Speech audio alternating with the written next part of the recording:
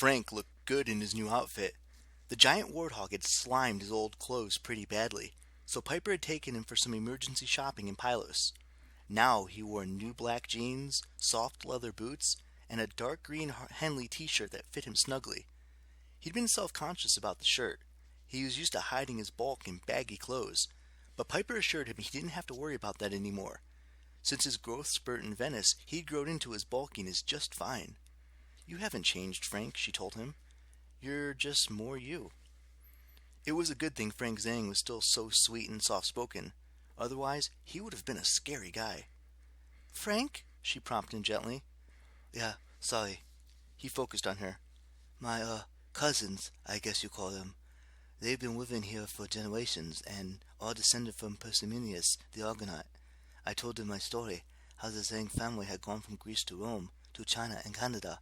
I told them about the Legionnaire ghost I saw in the House of Hades, urging me to come to Pylos. They didn't seem surprised. They said it happened before, long-lost relatives coming home." Piper heard the wistfulness in his voice. "You were expecting something different?" He shrugged. "A bigger welcome. Some party balloons? I'm not sure. My grandmother told me I would close the circle, bring our family honor and all that. But my cousins here, they acted kind of cold and distant, like they didn't want me around. I don't think they like that I'm a son of Mars. Honestly, I don't think they like that I'm Chinese, either." Piper glared into the sky. The seagull was long gone, which was probably a good thing. She would have been tempted to shoot it out of the air if it glazed ham. "If your cousins feel that way, they're idiots. They don't know how great you are." Frank shuffled from foot to foot. "They've got a little more friendly when I told them I was just passing through. They gave me a going-away present." He opened his hand. In his palm gleamed a metallic vial no bigger than an eyedropper. Piper resisted the urge to step away.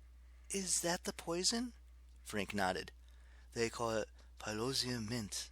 Apparently the plant sprang from the blood of a nymph who died on a mountain near here, back in ancient times. I didn't ask for details."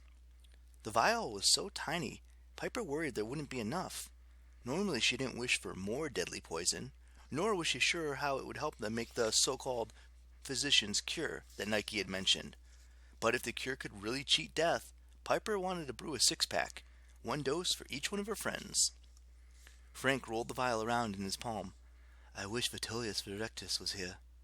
Piper wasn't sure she'd heard him right. "Ridiculous who?" A smile flickered across his mouth. "Gaius Vitellius Virectius, although we did call him ridiculous sometimes. He was the Raz of the 5th cohort. Kind of a goofball, but he was the son of Asclepius, a healing god. If anybody knew about the physician's cure, he might." "A healing god would be nice," Piper mused. "Better than having a screaming, tied-up victory goddess on board." "Hey, you're lucky. My cabin is the closest to the stables. I can hear her yelling at night. 'First place or death. Menace is a falling grade.' Leo really needs to design a gag that's better than my old sock." Piper shuddered. She still didn't understand why it had been a good idea to take the goddess captive. The sooner they got rid of Nike, the better. "So, your cousins, did they have any advice about what comes next? The chained god we're supposed to find in Sparta?"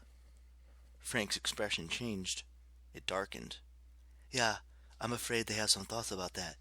Let's get back to the ship and I'll tell you about it." Piper's feet were killing her. She wondered if she could convince Frank to turn into a giant eagle and carry her. But before she could ask, she heard footsteps in the sand behind them. "Hello, nice tourists." A scraggly fisherman in a white captain's hat and a mouthful of gold teeth beamed at them. "Boat ride? Cheap? Very cheap." He gestured to the shore, where a skiff with an outboard motor waited. Piper returned his smile. She loved it when she could communicate with the locals. "Yes, please," she said in her best charm speak. "And we'd like you to take us somewhere special."